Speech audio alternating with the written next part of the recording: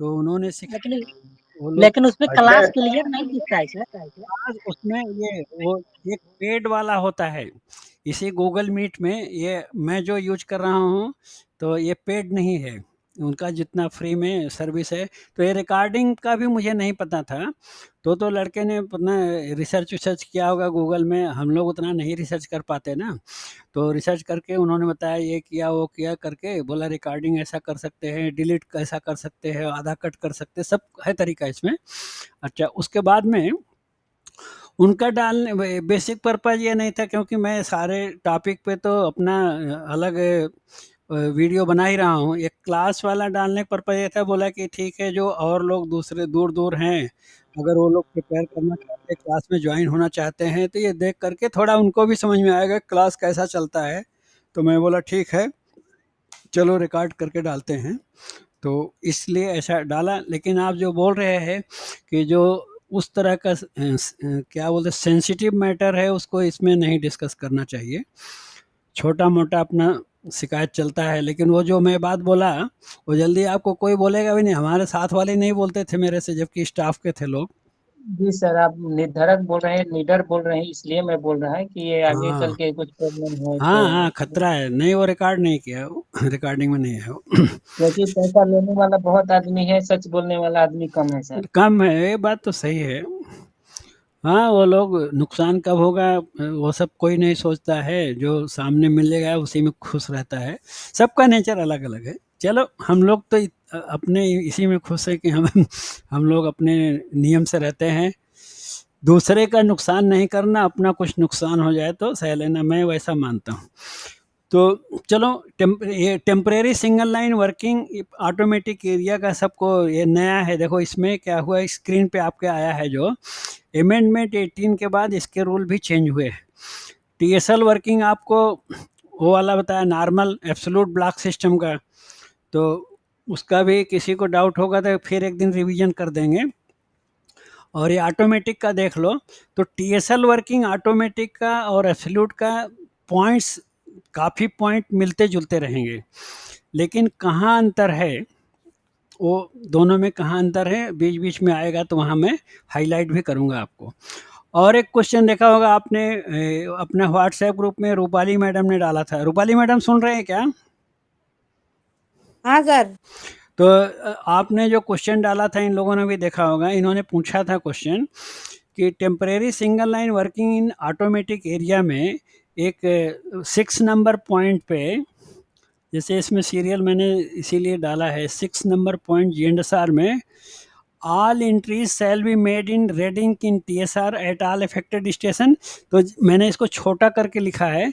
जीएनडीआर में ऐसा लिखा है कि टीएसआर शुड बी इंट्रोड्यूस्ड, मतलब टीएसआर यूज करना चाहिए। तो इनका क्वेश्चन था कि क्या ऑटोमेटिक एरिया में टीएसआर नहीं यूज होता है क्या? तो उसका मैं मन में तो हमको पता था, लेकिन ये है कि जब किसी चीज़ को आप ऑथेंटिक रिप्लाई देते हैं, तो रिसर्च भी कर लेना और 2 लोगों से बात भी कर लेना, ताकि मतलब वो कहीं गड़बड़ ना रहे।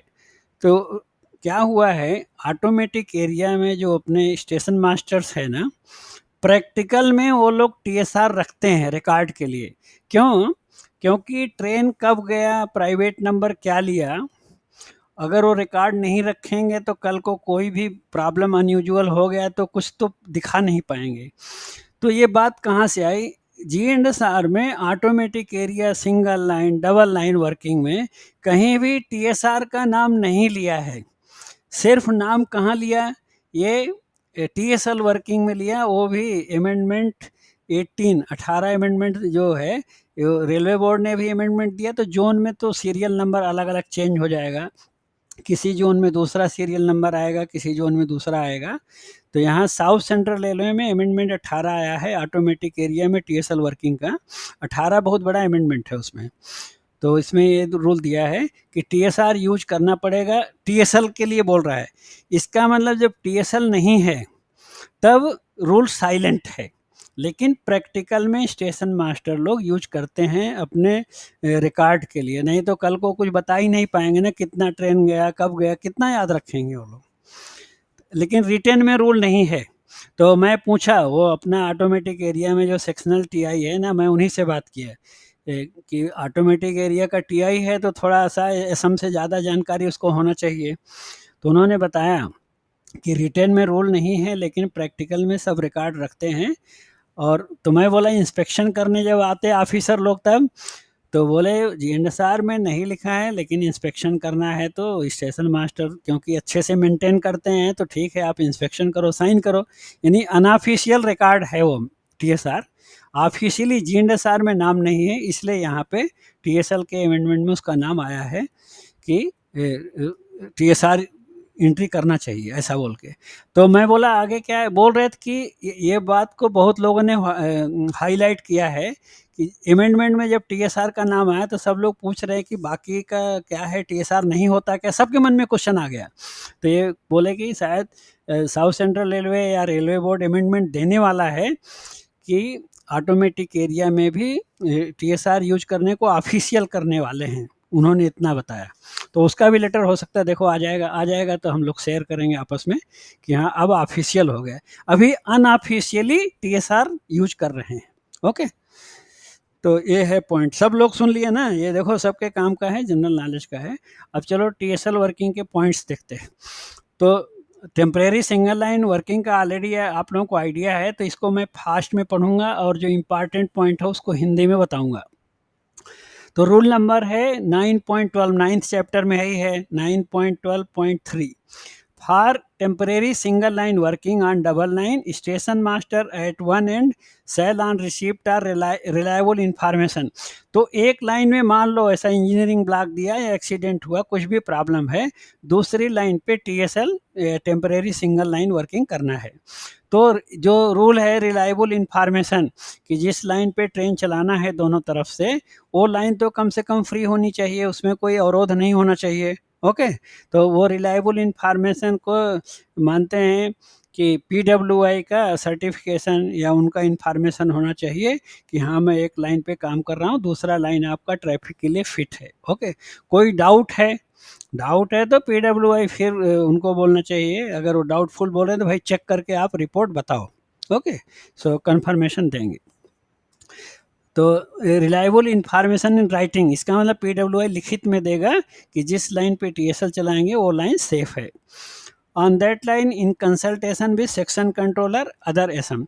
अब पीडब्ल्यूआई से रिटर्न में मिल गया ये लाइन में कोई प्रॉब्लम नहीं है, तो इन्फॉर्मेशन किसको देंगे, सेक्शन कंट्रोलर को देंगे और दूसरी तरफ के स्टेशन मास्टर को देंगे। जैसा एब्सोल्यूट ब्लॉक सिस्टम में रूल है कि टीएसएल का डिसीजन सीनियर डीओएम या डीओएम इंचार्ज लेता है, यहाँ भी वही रूल है। तो ये दोनों सब कॉमन रूल है। Nomination of station between which TSL, favourable cross over होना चाहिए ना फैसिलिटी, तो फेवरेबल क्रॉस ओवर फैसिलिटी अगर ए और बी के बीच में नहीं है तो यहाँ भी वही रूल रहेगा, सी तक आप जा सकते हैं, लेकिन किन स्टेशन के बीच में करना है वो भी डिसीजन सीनियर डीओएम का रहेगा। ओके, प्रैक्टिकल में सेक्शन कंट्रोलर सब देख लेता है, सेक्शन कंट्रोलर और एसएम का बात से ही काम चलता है, कंट्रोलर का जिम्मेदारी है आप सीनियर डीओएम से परमिशन लेते रहो। तो बाकी सेकंड पॉइंट पीडब्ल्यूआई का सर्टिफिकेशन का ही बात इसमें भी है। Number 3, non availability of cross over का बात ऑलरेडी आपने बता दिया। Section will be authorise for each block section कि ए और बी के बीच में क्रॉस ओवर का प्रॉब्लम है तो सी तक करेंगे, लेकिन हर स्टेशन पे अलग अलग अथॉरिटी मिलेगा। ए से स्टार्ट किया तो ऑटोमेटिक एरिया में टीएसएल का फार्म नंबर क्या है, कौन बताएगा? मैं फार्म नंबर पहले बोलने से आपसे पहले पूछ लेना है। T912। नो, ये संजीव बोला ना, क्या संजीव संजीत क्या नाम है? संदीप, हाँ तो संदीप जल्दी बोले लेकिन गलत बोल गए तुम। टी बार ई 912 है क्या? टी बार ई 912 है, वेरी करेक्ट।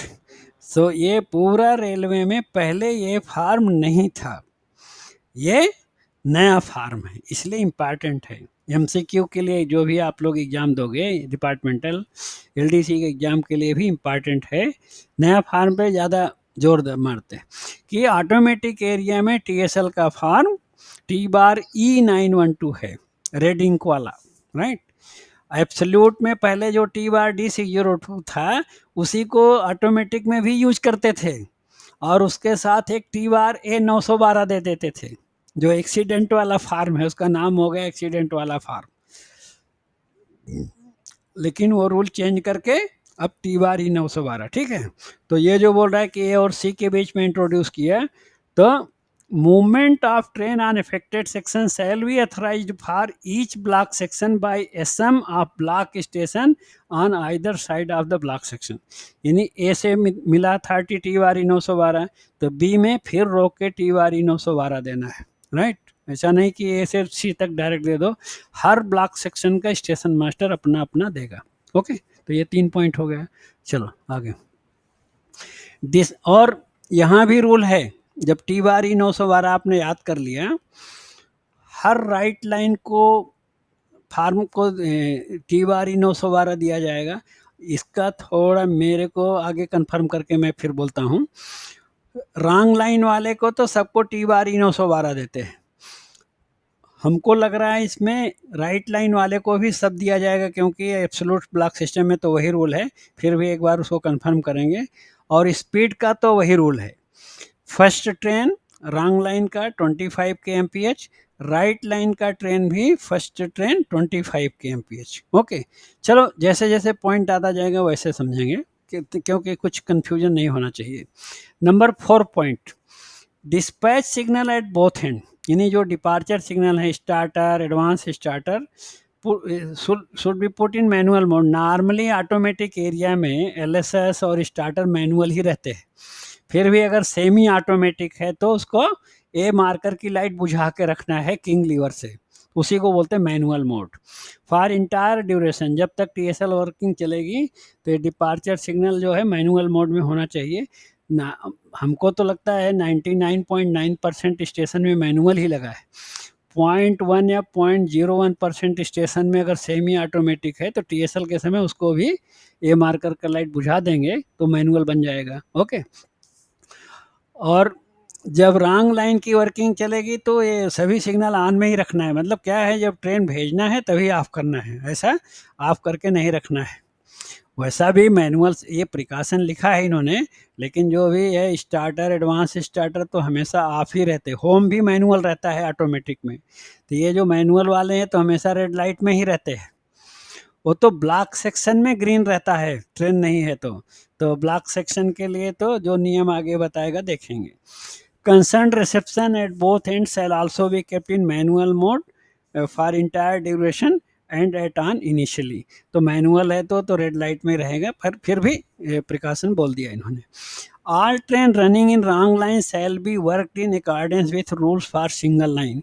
ये नया नियम है, ये पहले नहीं था, अमेंडमेंट आने के बाद ये नया नियम है। जो 5वां पॉइंट है रेड इंक में लिखा है कि जब रॉन्ग लाइन में ट्रेन भेज रहे आप तो यहाँ पे जो पीएलसीटी का इंक्वायरी वाला फार्म होता है टी बार ए 1425 देना नहीं लोको पायलट को, खाली रिकॉर्ड के लिए जो स्टेशन मास्टर रखता है ना टी बार ए वाला पोर्शन, और उधर का रिसीविंग एंड वाला 1425 भरता है रिकॉर्ड पर्पज के लिए। बस एक काम बढ़ा दिया है स्टेशन मास्टर का, नहीं तो ये पीएलसीटी का जो इंक्वायरी फार्म है ये ऑटोमेटिक एरिया में इसका कोई भी यूज नहीं था।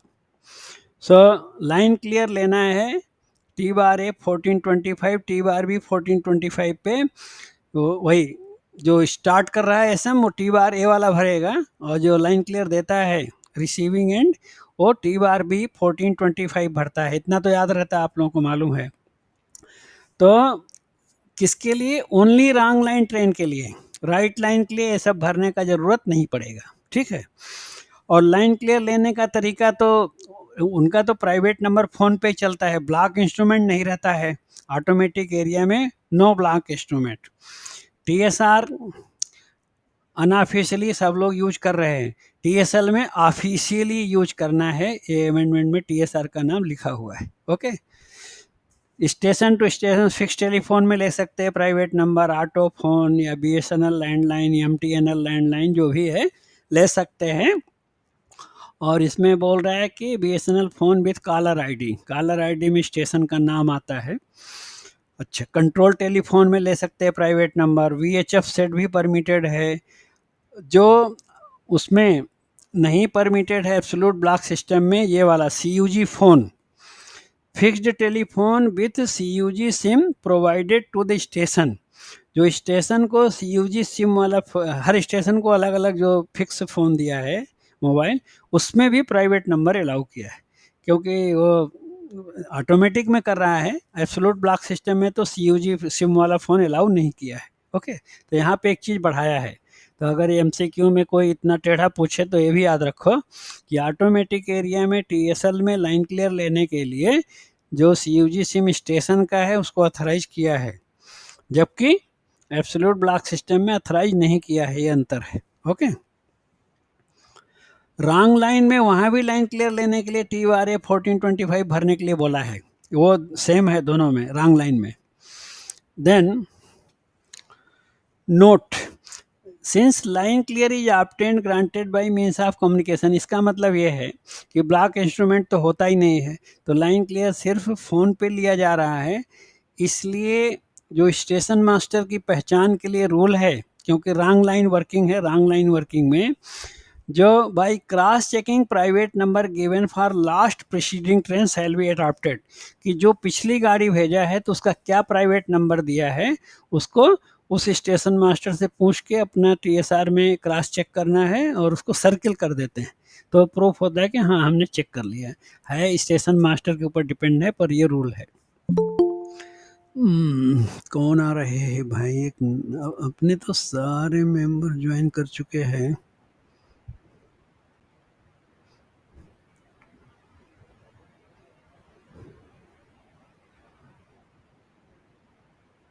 सुबोध अभी आ रहा है क्या? अरे बाबा, अजय नमस्ते सर। नमस्ते। क्या सुबोध ड्यूटी में थे क्या? हाँ सर, वो टेल लैंप लगाने चले गए उसी टाइम। अरे अरे, चलो ठीक है। टीएसएल वर्किंग इन ऑटोमेटिक चल रहा है। तो आपने एक बात नहीं सुना होगी, बाकी तो आपको मालूम होगा कि ये जो टीएसएल में रूल दिया है ऑटोमेटिक एरिया में कि टीएसआर इस्तेमाल करना है, उसमें रीडिंग एंट्री करना है। तो नॉर्मल ऑटोमेटिक वर्किंग जब रहती है तो टीएसआर यूज होता है कि नहीं, आपका बताओ पहले ओपिनियन। ब्लॉक इंस्ट्रूमेंट नहीं होता ऑटोमेटिक एरिया में, ये तो मालूम है आपको। सुबोध, आवाज आ रहा है कि नहीं? वो ब्लॉक इंस्ट्रूमेंट उसमें नहीं रहता सर, बट टीएसआर तो एंट्री होता है। कैसे मालूम? ऐसे मालूम है थोड़ा, क्योंकि नहीं, उसमें लाइन क्लियर देने लेने का समस्या नहीं ना है। लाइन क्लियर लेने देने का तो नहीं है, ब्लॉक इंस्ट्रूमेंट नहीं है, प्राइवेट नंबर फोन में ले लेते हैं, ठीक है। हाँ हाँ सर, लेकिन बस बस टीएसआर रजिस्टर मेंटेन करते हैं कि नहीं करते हैं? करना है सर। करना है। कैसे हाँ आइडिया आइडिया आप लगा रहे हो कि हाँ करना चाहिए, है ना ऐसा? हाँ, आइडिया तो लगा रहे हैं ना। समस्या ये है कि जीएनएसआर में रिटर्न में रूल नहीं दिया है, अच्छा इसीलिए यहाँ पे तो मैं शॉर्टकट लिखा हूँ, पॉइंट नंबर 6 आप जो देख रहे हैं स्क्रीन पे जी। इसमें एक्चुअल में अमेंडमेंट में क्या लिखा है? लिखा है कि TSR should be used for TSL working. जब यानी ऑटोमेटिक एरिया में जब टीएसएल चलाएंगे तो टीएसआर का प्रयोग करना चाहिए, ऐसा करके लिखा है। और उसमें टीएसएल का पूरा रेटिंग एंट्री करना चाहिए। तो इसीलिए क्वेश्चन आया कि ऑटोमेटिक एरिया में नॉर्मल में क्या टीएसआर नहीं यूज करते क्या? तो उसका आंसर ये है, चलो ज़्यादा क्योंकि ये लोग बातचीत कर चुके काफ़ी, कि जीएनएसआर में ऑटोमेटिक एरिया में टीएसआर का नाम कहीं नहीं लिखा है। ये जो नया अमेंडमेंट आया 18 नंबर अमेंडमेंट, तो उसमें टीएसएल वर्किंग में टीएसआर का नाम आया कि टीएसआर मेंटेन करना है और रीडिंग एंट्री करना है टीएसएल वर्किंग के दौरान। तब लोगों को क्वेश्चन मन में आया कि बाकी समय नॉर्मल में क्या है भाई, यहाँ बोल रहे टीएसआर इंट्रोड्यूस करो, स्टार्ट करो, इसका मतलब नॉर्मल में नहीं है क्या? तो जीएनएसआर में रियल में नहीं है। पर फिर मैंने सेक्शनल टीआई से बात की ऑटोमेटिक एरिया वाले से, तो उन्हें बताया कि जीएनडीआर में तो रूल नहीं है टीएसआर का, लेकिन station master practically TSR maintain कर रहे हैं, क्योंकि रिकॉर्ड नहीं रहेगा तो कहाँ से कल को बताएंगे। अगर कुछ हो गया तो कोई पूछेगा तो कैसे बताएंगे, इसलिए वो लोग प्रैक्टिकली टीएसआर यूज कर रहे हैं। आगे उन्होंने ये भी बताया कि इस बात को लेके बहुत लोग क्वेश्चन पूछ रहे हैं, तो अब शायद कोई लेटर या अमेंडमेंट आएगा कि आप नॉर्मल टाइम में भी ऑटोमेटिक एरिया में टीएसआर यूज करना चाहिए, ऐसा संभावना है कि अमेंडमेंट या रूल आ सकता है। अभी तक मतलब जीएनडीआर में पॉइंट छूटा हुआ था, कहने का मतलब, राइट, इसलिए मैंने आपसे पूछा। चलो, then entries shall be made in red ink in TSR, ये बात हो गया, और टीएसआर जरूर यूज करना है। Then after ascertaining that the line is free, SM proposing TSL working shall issue a message with, then station master से message exchange करते हैं TSL के दौरान, जो एब्सोल्यूट ब्लॉक सिस्टम में होता है वैसे ही यहाँ भी मैसेज एक्सचेंज करेंगे। काज ऑफ इंट्रोडक्शन, मतलब क्यों TSL वर्किंग किया है भाई, एक लाइन पे इंजीनियरिंग ब्लॉक दिया है या एक्सीडेंट है, क्या कारण है, किस किलोमीटर पे ऑब्स्ट्रक्शन है जो इंजीनियरिंग वाले काम कर रहे हैं, the line by which single line working is propose, यानी अप में टीएसएल चलाएंगे कि डाउन में, ये जो एब्सोल्यूट ब्लॉक सिस्टम के हैं ये सारे सेम पॉइंट हैं।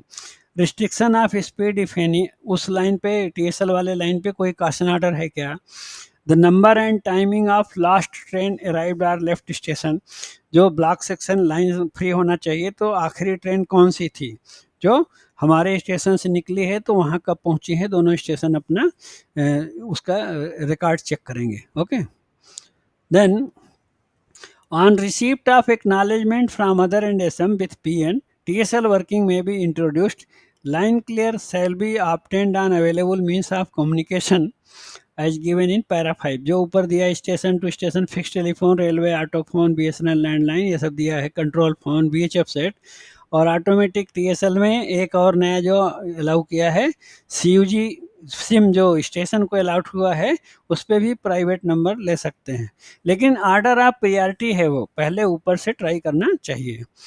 All gatemen shall be informed under exchange of PN that TSL working is being commenced on the proposed line, up and down trains to be dealt on the same line. Gateman को PN के साथ inform करेगा station master कि ये इस line पर दोनों तरफ से ट्रेन चलेगी। ओके, उनको भी सूचित कर दिया। Then introduction of wrong line working, तो नॉर्मली सबसे पहले रॉन्ग लाइन ट्रेन ही चलाते हैं टीएसएल में। सो वेल, ऐसे रिटर्न में रूल नहीं है, प्रैक्टिकली लोग रॉन्ग लाइन ही स्टार्ट करते हैं। SMs on both side shall ensure that right line trains have cleared block section, block section free होना चाहिए, राइट लाइन का गाड़ी सब क्लियर है, उसके बाद ही रॉन्ग लाइन इंट्रोड्यूस करेंगे। So receiving end station master shall ensure that there is no train on the main line, कहने का मतलब कि जैसे ए और बी के बीच में है तो ए स्टेशन मास्टर रॉन्ग लाइन में गाड़ी भेजेगा तो वहाँ के रॉन्ग लाइन में जाएगी ये ट्रेन, उसी में रिसीव होगी। तो जो रिसीविंग स्टेशन मास्टर है, लाइन क्लियर देने वाला, उसको अपने उसके करस्पॉन्डिंग मतलब उसके सीध वाली लाइन पे कोई ट्रेन नहीं होना चाहिए, फ्री रखना चाहिए। ठीक है, corresponding line on which TSL working is being planned, if in exceptional cases main line is blocked before introduction of TSL, तो मैं तो रॉन्ग लाइन में भेजूंगा तो उनके यहाँ भी वो रॉन्ग लाइन में जाएगी, बाद में क्रॉस ओवर फैसिलिटी से राइट लाइन में आएगी, तो उसके मेन लाइन पे लाइन फ्री होना चाहिए। लेकिन मान लो उनके रॉन्ग लाइन वाले लाइन पे कोई गाड़ी है पहले से, अगर गाड़ी है पहले से तो क्या प्रिकॉशन लेना है, उसको एक रिटन मेमो देना है। पहले ये रूल नहीं था, ये भी नया रूल है जो ब्लैक इंक में सबसे नीचे लिखा है, देखो, do not start until issue T/E912। तो मेन लाइन में अगर कोई ट्रेन है, रॉन्ग लाइन में हम ट्रेन ले रहे हैं, उसके सीध में कोई ट्रेन है, तो उसको बोलना है कि मेमो देके कि आप अपना गाड़ी तब तक नहीं स्टार्ट, एक तरह से रिटर्न में आप सूचना दे रहे हो टीएसएल वर्किंग है, रॉन्ग लाइन में गाड़ी आ रही है, गलती से आप मत स्टार्ट कर देना जब तक आपको T/E912 ना मिले।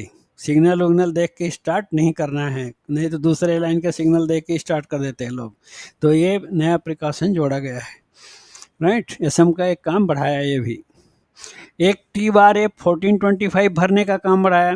रॉन्ग लाइन में ट्रेन भेजना है तो रिकॉर्ड के लिए TORA 1425 भरना पड़ता है, ओनली रॉन्ग लाइन के लिए। वो TSL उसमें भी है, एब्सोल्यूट ब्लॉक सिस्टम में भी भरना पड़ता है।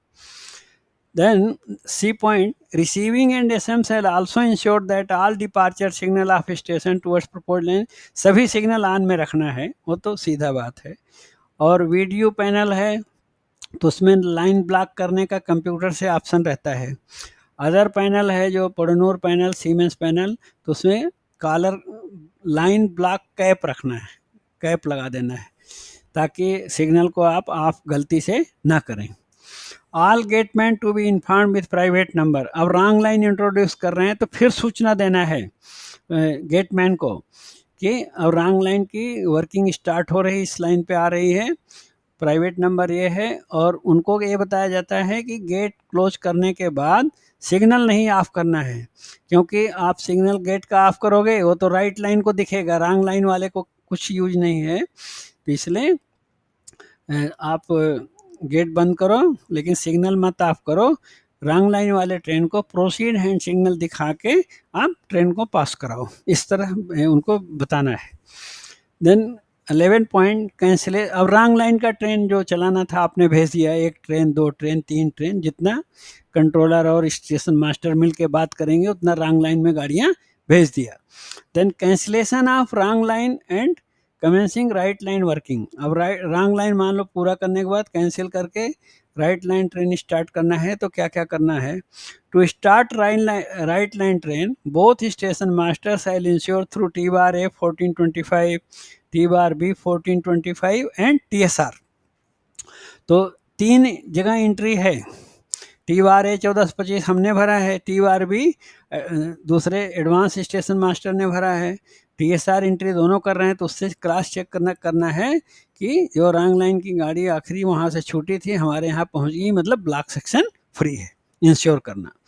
SM shall exchange message with PN for cancellation and introduction of right line working। सो जो मैसेज एक्सचेंज करने का आगे प्रोफार्मा दिया है, ये प्रोफार्मा, तो ये प्रोफार्मा तो SM मैसेज देगा, दोनों अपना अपना प्राइवेट नंबर नोट करेंगे। ये TSR के ऊपर ही लिख लेते हैं, TSR के ऊपर मैं लिखता हूँ from SM Y to SM X, और X जो है Y को मैसेज देगा। तो Y का मतलब क्या है, रिसीविंग एंड स्टेशन मास्टर लिख रहा है कि last train which left from your station, यानी X ने Y को भेजा तो Y बता रहा है कि आपके स्टेशन से जो आखिरी गाड़ी रॉन्ग लाइन में आई थी इतने टाइम पे आपके यहाँ से चली थी, वो मेरे यहाँ इतने टाइम पे पहुँच गई। ओके, ऐसा प्राइवेट नंबर ये है। फिर SMX बोलेगा हाँ कि आपका मैसेज मैं समझ गया, और वो भी वही बात लिखेगा, मेरे यहाँ से जो गाड़ी इतने टाइम छूटी थी आपके यहाँ इतने टाइम पहुँच गई, और अब रॉन्ग लाइन वर्किंग को कैंसिल कर रहे हैं और राइट लाइन वर्किंग को इंट्रोड्यूस करेंगे। ओके, तो ये मैसेज का प्रोफार्मा है।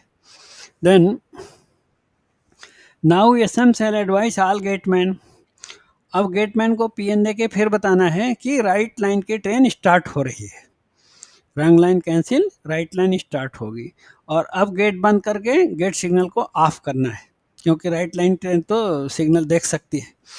All the point shall be set in favour of right line, point जो रॉन्ग लाइन में क्लैंप पैडलॉक किए गए थे सबको राइट लाइन में कर दिया जाएगा।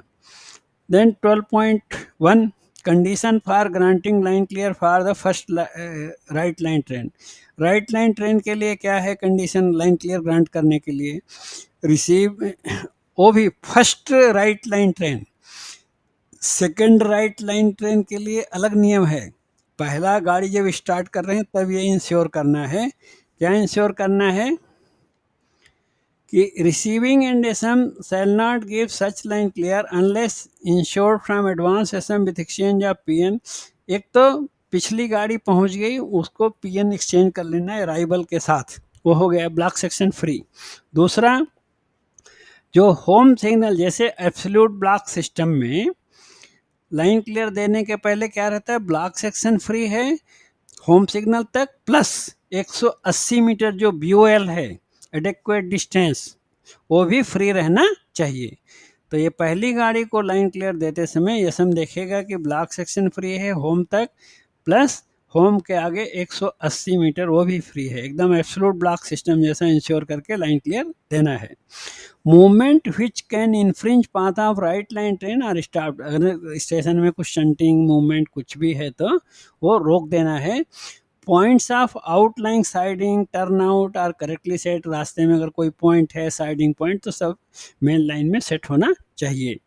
All gateman are advise for closing with particulars of train, तो गेटमैन को तो सूचना देना है ट्रेन के लिए। Then rules for running subsequent right line train, अब जो सेकेंड राइट लाइन ट्रेन है अब उसको, अब ये तो इंश्योर नहीं कर सकते कि हाँ पहली गाड़ी पूरा क्लियर हो जाए ब्लॉक सेक्शन फिर होम प्लस 180, वो सिर्फ पहली गाड़ी के लिए है। दूसरी तीसरी गाड़ी के लिए क्या है, ओनली प्राइवेट नंबर एक्सचेंज कर देंगे। Subsequent train running in right line may be allowed to follow each other, एक के पीछे एक भेजेंगे ऑटोमेटिक जैसा, एज पर सिग्नल आस्पेक्ट। इसके पीछे वाली जो गाड़ियां जाएंगी वो सब सिग्नल आस्पेक्ट को देखते हुए जाएंगी, ठीक है। मतलब उसमें रिस्ट्रिक्शन नहीं रहेगा कि हाँ आप होम के आगे, क्योंकि वो एक गाड़ी तो जा ही रही ब्लॉक सेक्शन में, उसके पीछे दूसरी भेज सकते हैं तीसरी भेज सकते हैं। Private numbers to be exchange for every movement, हर ट्रेन के लिए अलग अलग प्राइवेट नंबर लेंगे। और every moment duly striking out line clear ticket portion in the authority TR E912। अब ये जो सेकेंड ट्रेन भेजेंगे तो सेकेंड ट्रेन को जो TR E912 देंगे तो इसके फर्स्ट पोर्शन में रहता है लाइन क्लियर टिकट, तो वो पोर्शन को कट कर देंगे। क्यों? क्योंकि वो तो सिग्नल पे जा रहा है। लाइन क्लियर आपने फर्स्ट ट्रेन के लिए लिया, पूरा ब्लॉक सेक्शन फ्री था, तो उसमें कट करने का ज़रूरत नहीं है। और वो 25 kmph में जाएगी फर्स्ट ट्रेन, उसके पीछे वाली ट्रेन वो सिग्नल पे जाएगी तो सिग्नल के एस्पेक्ट के हिसाब से वो स्पीड पिकअप करके जाएगी, ठीक है। On completion of all right line train, if once again wrong line working is proposed, rules mentioned एवं शैल बी रिपीटेड। मतलब मान लो राइट लाइन की ट्रेन जितनी थी 3, 4, 5 जो भी ट्रेन है कंट्रोलर के हिसाब से भेज दिया, अब फिर रॉन्ग लाइन अगर भेजना है तो वापस गेटमैन को बताना है और सिग्नल्स को सबको ऑन में रखना है और लोको पायलट को बता के कि रॉन्ग लाइन में जा रहे हैं सब इन्फॉर्म करके अथॉरिटी दे के भेजेंगे। जो ऊपर का प्रोसीजर था स्टार्टिंग में वैसा ही करना पड़ेगा। और TR E912 shall be given to loco pilot and train manager of all in right and wrong line. तो ये जो पॉइंट था जैसा एब्सोल्यूट ब्लॉक सिस्टम में ये भी सेम है, इसी को बोल रहे थे ना वहाँ पॉइंट पे पहुँच के कंफर्म करना ताकि गलत ना याद हो जाए कि ये जो भले ही राइट लाइन की दूसरी तीसरी गाड़ियाँ सिग्नल पे जाएंगी लेकिन TR E912 सबको देना है, TR E912 सबको देना है। एब्सोल्यूट में भी चेंज किया है ना नियम, राइट लाइन की जो पहली गाड़ी जाती है वो 25 kmph जाती है, लेकिन लाइन क्लियर लेके ब्लॉक इंस्ट्रूमेंट में लाइन क्लियर लेके सिग्नल ऑफ करके भेज रहे हैं और अथॉरिटी भी दे रहे हैं। सेकेंड ट्रेन भी क्लियरेंस पे लाइन क्लियर में जाती है, तो उसी तरह ऑटोमेटिक में भी कर दिया कि राइट लाइन की पहली गाड़ी 25 में जाएगी और दूसरी गाड़ी अथॉरिटी तो सबको देंगे और दूसरी गाड़ी सिग्नल एस्पेक्ट के हिसाब से सेक्शनल स्पीड फॉलो कर सकती है। सिग्नल प्रोसीड है तो अपना MPS में जा सकती है, अब आगे आगे ट्रेन गई है तो उसको रुक रुक के जाना पड़ेगा, वो बात अलग है। और TR E912 सभी ट्रेन को दिया जाएगा, all loco pilot and guard her train को देंगे, राइट लाइन में जाएगी तो भी और रॉन्ग लाइन में जाएगी तो भी। और स्पीड का रिस्ट्रिक्शन सेम रूल है, first train right line 25 kmph, first train wrong line 25 kmph। Okay, अब देखो TR E912 जो फार्म है इसमें हमारे पास एक है, अगर फार्म देखना है प्रैक्टिकली तो दिखा देंगे आपको, लेकिन रूल में देखो क्या क्या इसकी क्या क्या कॉलम है इसमें दिया है। पहला कॉलम में लाइन क्लियर टिकट रहता है कि it is line clear ticket in automatic area during TSL working. Station master private number का कॉलम जो कुछ भी है उसको भर के लिखेगा कि ये आपके लिए एक तरह से पेपर लाइन क्लियर टिकट है। Number B, instruction to loco pilot of right line to follow 9.02। जो राइट लाइन में ट्रेन जा रही है तो 9.02 का मतलब होता है automatic signal at on rule, कि ऑन में जो रूल है ना कि 1 मिनट दिन में रुको और रात में 2 मिनट रुको, और 15 kmph रूल अभी हो गया कि पूरा व्यू क्लियर है तो आप 15 kmph में जा सकते हैं। बाय चांस व्यू क्लियर का मतलब कि ऐसा फॉगी वेदर है, कुछ विजिबिलिटी प्रॉब्लम है, तो आप 10 तक जा सकते हैं। ओके, ऐसा। दूसरा है gate signal at on rule, 9.15 rule बोलते हैं, GR 9.15। तो उसमें है कि गेट सिग्नल ऑन में पार करने का रूल क्या है कि गेट सिग्नल पे रुको, फिर गेट को क्लोजिंग का इंश्योर करके जा सकते हैं आप। जो रुकने का नियम है वैसा रुक के जाना है। और गेट सिग्नल पे proceed hand signal, wrong line की ट्रेन जो है उसको सिग्नल नहीं दिखेगा तो प्रोसीड हैंड सिग्नल देख करके गेटमैन का तब जा सकता है। Then authority to pass semi automatic manual departure signal at on for the wrong line train. तो जो रॉन्ग लाइन की ट्रेन है तो अगर उसमें जो भी सिग्नल पड़ेंगे, कौन सा सिग्नल पड़ेगा, अगर कोई सिग्नल है तो उसको ऑन में पार करने का भी कॉलम लिखने के लिए टीवारी में है, उसमें स्टेशन मास्टर लिख के दे सकता है। ओके, देन टीवारी 912 में और भी इंस्ट्रक्शंस है, नीचे दिया है और 5 बातें रहती है। Number 1, the line on which the train और light engine is to run, मतलब आप अप में जा रहे हैं या डाउन में, वो इन्फॉर्मेशन। और एडजेसेंट लाइन में जो इंजीनियरिंग ब्लॉक है या ऑब्स्ट्रक्शन है किस किलोमीटर पे है। Then next, any restriction of speed, यानी आपके लिए कोई कासन ऑर्डर है वो भी टीवारी में रहेगा। देन पायलट आउट मेमो, तो ये सुबोध का पॉइंट है, pilot out memo for wrong line train after all points are correctly set and locked. तो सुबोध है कि चला तो नहीं गया ड्यूटी में? यही हूँ सर, यही हूँ। हाँ, वो 2 एब्सोल्यूट ब्लॉक सिस्टम में जो पायलट आउट मेमो का हम लोग चर्चा किए थे, सेम यहाँ भी है कि फॉर्म में ही उसी में डाल दिया, अलग से यहाँ भी रॉन्ग लाइन में देने का ज़रूरत नहीं पड़ेगा। पहले था हम TRD 602 के साथ में पायलट आउट मेमो देते थे रॉन्ग लाइन ट्रेन को, तो वहाँ भी निकाल दिया, फॉर्म के अंदर ही डाल दिया लाइन वो लिख के, और इसमें भी TRD 912 में भी लिख के डाल दिया। ठीक है, clear. Then location of neutral section, मान लो OHE एरिया है तो जो न्यूट्रल सेक्शन का लोकेशन रहता है अपने स्टेशन में रिकॉर्ड में, वो किलोमीटर बताना है लोको पायलट को। और an endorsement shall also be made on TRD 912 of first train in wrong line to stop and inform all gatemen and gangmen about TSL working। इसका मतलब रॉन्ग लाइन से ही इंट्रोड्यूस करेंगे जो TSL वर्किंग है, क्योंकि wrong line का जो पहला लोको पायलट जा रहा है उसी को जिम्मेदारी दिया है कि आप सबको सूचना देना है। स्टेशन मास्टर ने तो गेटमैन को बताया, पर बाकी स्टाफ को लोको पायलट बताएगा 25 kmph जाएगा, तो इसलिए फर्स्ट रॉन्ग लाइन से ही गाड़ियाँ स्टार्ट होगी TSL में। इस बात से साबित होता है ये, क्योंकि गेटमैन और ये जितने भी गैंगमैन हैं, स्टाफ है इंजीनियरिंग का, सबको इन्फॉर्म करने का इंडोर्समेंट रॉन्ग लाइन की पहली गाड़ी को ही लिख के दे रहे हैं। ओके, और जो रॉन्ग लाइन में जितनी गाड़ियाँ जाएंगी वो एब्सोल्यूट ब्लॉक सिस्टम ऑटोमेटिक में फ्लैशर लाइट ऑन करके जाना है हमेशा। ओके, और इसमें वो रूल जो पढ़े थे वहाँ पे, यहाँ पर भी है, कोई भी स्टेशन स्टाफ, इंजीनियरिंग स्टाफ बिना फ्लैशर वाली लाइट को देखता है ब्लॉक सेक्शन में कहीं स्टेशन में, तो वो गाड़ी को रुकवा के लोको पायलट को अलर्ट करना है। आप कंप्लेंट भी कर सकते हो, शिकायत भी कर सकते हो।